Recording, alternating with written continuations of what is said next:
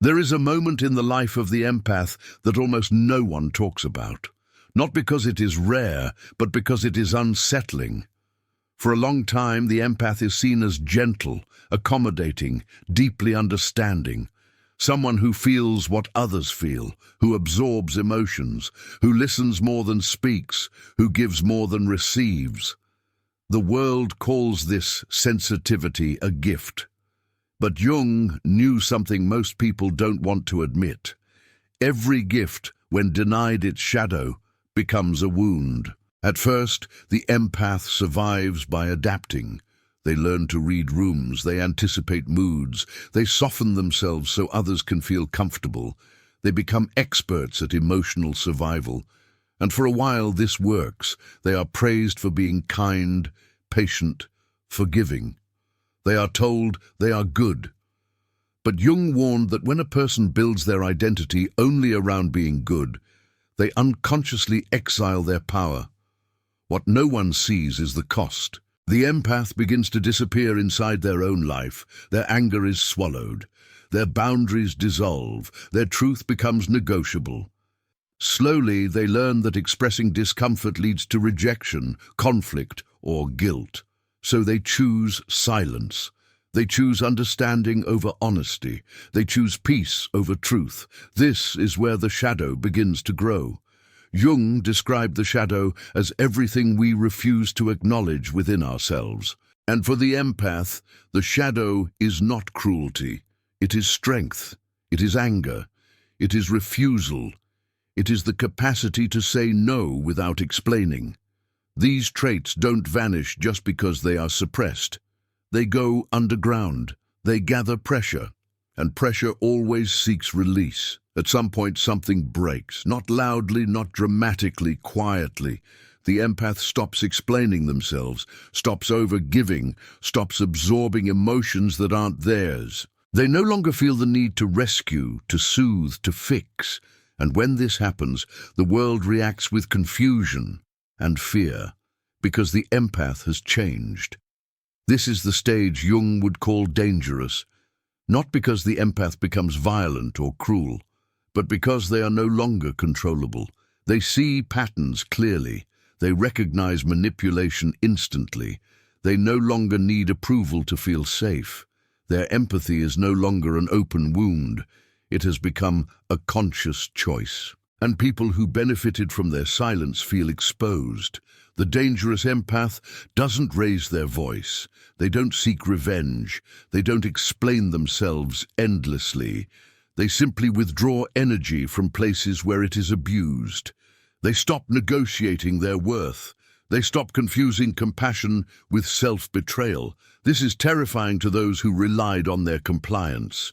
Jung believed that real individuation begins when a person integrates their shadow instead of denying it. For the empath, this integration feels like a rebirth and a loss. They lose the identity of being endlessly available. They lose the illusion that love must be earned through sacrifice. What they gain is far more unsettling.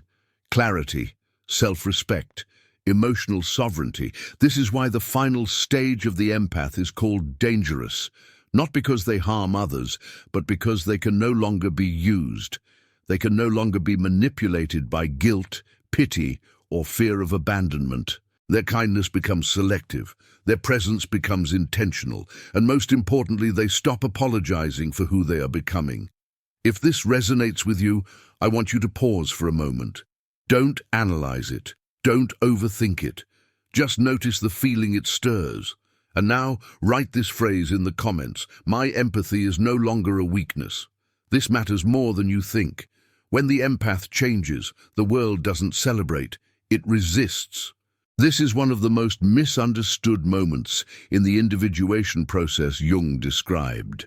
The empath's transformation is not welcomed because it disrupts invisible agreements. For years, people unconsciously relied on the empath's silence, flexibility, emotional labor. Roles were assigned without words, expectations formed without consent. And now, suddenly, those expectations are no longer met. The empath no longer reacts the way they used to. They don't rush to reassure. They don't explain their feelings in circles. They don't absorb emotional chaos just to keep the peace.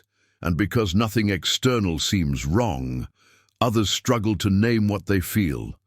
But they feel it strongly. Discomfort. Jung understood this reaction deeply. When one person integrates their shadow, it forces others to confront theirs.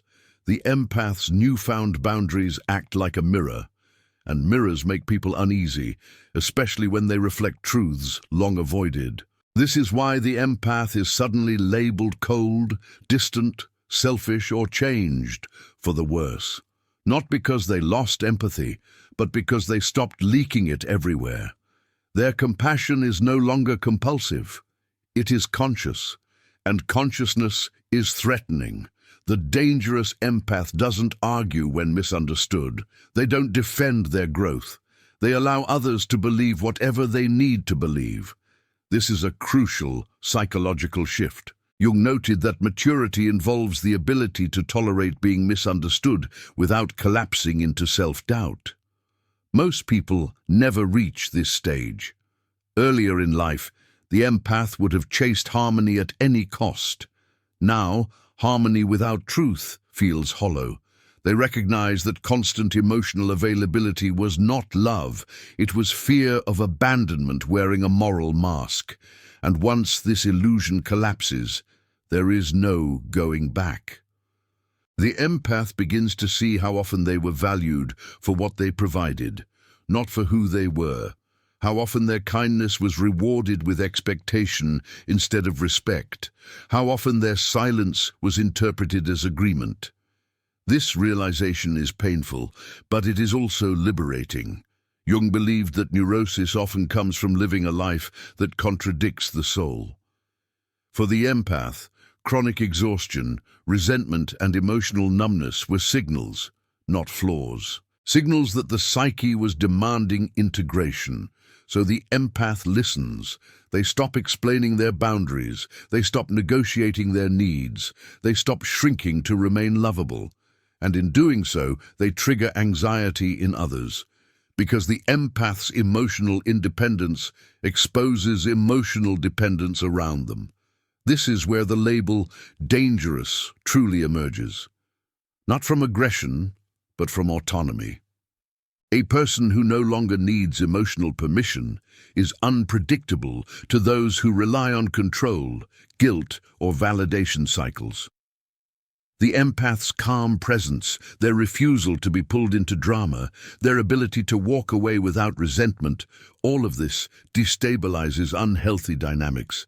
And Jung would say this is exactly what individuation looks like. It is lonely at times. Growth always is. The empath may grieve old versions of themselves. The one who tried harder, explained more, stayed longer than they should have. But that grief is part of the shedding. Something stronger is forming underneath. If you're feeling this shift in your own life, don't rush to name it. Let it unfold. Transformation doesn't announce itself loudly. It shows up as quiet certainty. And if this feels personal, write this phrase in the comments. I choose clarity over approval. You're not saying it for others. You're saying it for yourself. There is a point in the empath's evolution where something irreversible happens. They stop being predictable. Jung understood that predictability is not a virtue. It is a survival strategy. When a person learns that love, safety, or belonging depend on behaving in certain ways, they unconsciously mold themselves into something others can rely on emotionally. For the empath, this meant being available, understanding, forgiving, patient, always. But once the shadow is integrated, that pattern dissolves. The dangerous empath no longer reacts automatically. They pause, they observe, they choose, and this choice changes everything. Their empathy is no longer a reflex born from fear or conditioning. It is an expression of sovereignty. This is where people begin to feel unsettled around them. Not because the empath becomes harsh, but because they become grounded. Their presence no longer fluctuates based on others' emotions. They don't mirror chaos. They don't rush to regulate what isn't theirs. They can sit with silence. They can allow tension without rushing to dissolve it. Jung would say, this is the emergence of the self, the center of the psyche beyond persona and shadow. Earlier, the empath's persona was built around being emotionally safe for others. Now that persona collapses, and without that familiar mask, others don't know how to approach them.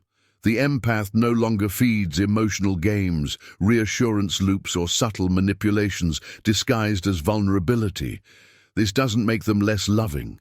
It makes their love real. The dangerous empath can now walk away without hatred.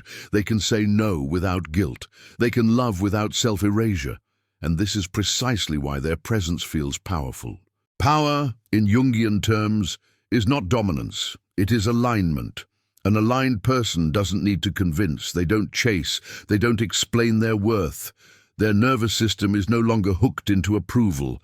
And this internal shift is felt instantly by others, even if it can't be named. The empath begins to notice something else too.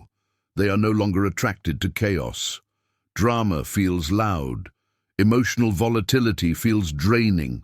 Relationships that once felt intense now feel unbalanced. This isn't coldness, it's discernment.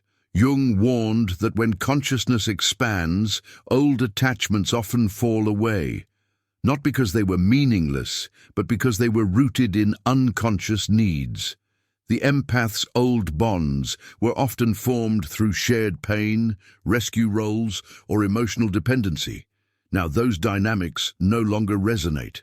And this can feel like loss. There may be moments of loneliness, not because the empath is disconnected, but because they are no longer available to everyone. Their circle becomes smaller, their energy more protected, their standards clearer. This is the quiet strength of the dangerous empath. They don't seek intensity, they seek truth. They don't chase connection, they allow resonance. They don't fear being alone, because they are no longer abandoning themselves. Jung believed that the greatest danger is not becoming powerful, but remaining unconscious. The empath who integrates their shadow steps out of unconscious service and into conscious being. If you feel this shift happening inside you, resist the urge to justify it. You don't need permission to evolve.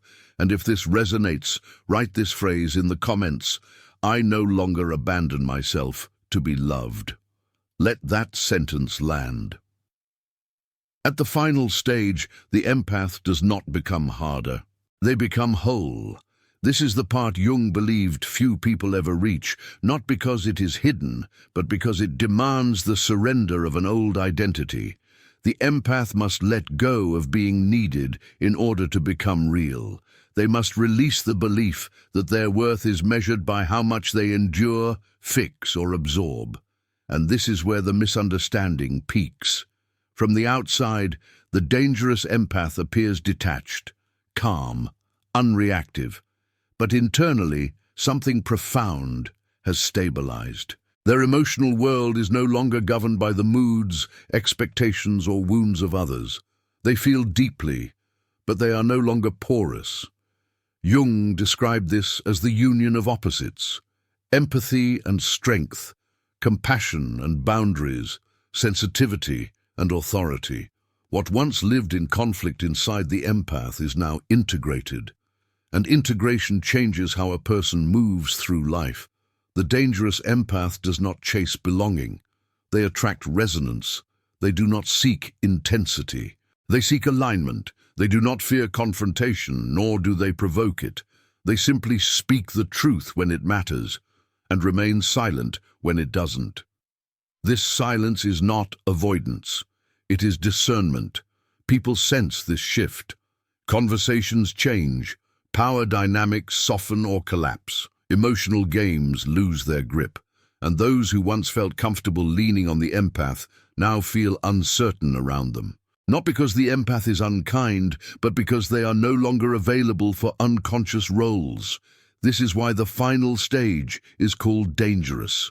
A person who cannot be emotionally hijacked cannot be controlled. A person who has integrated their shadow cannot be shamed into compliance. A person who has met themselves fully no longer negotiates their identity. Jung believed that individuation leads not to perfection, but to responsibility. The empath now carries responsibility for their energy, their truth, their time. They choose where to give, and that choice is deliberate. Love becomes quieter, deeper, less dramatic, more real. The dangerous empath understands that empathy without boundaries is self-destruction, and boundaries without empathy are isolation. Wholeness lives in the tension between the two, and this balance is rare. If you followed this to the end, there is a reason. Not everyone reaches this stage, and not everyone is ready to recognize it in themselves. Take a moment and notice how this lands in your body.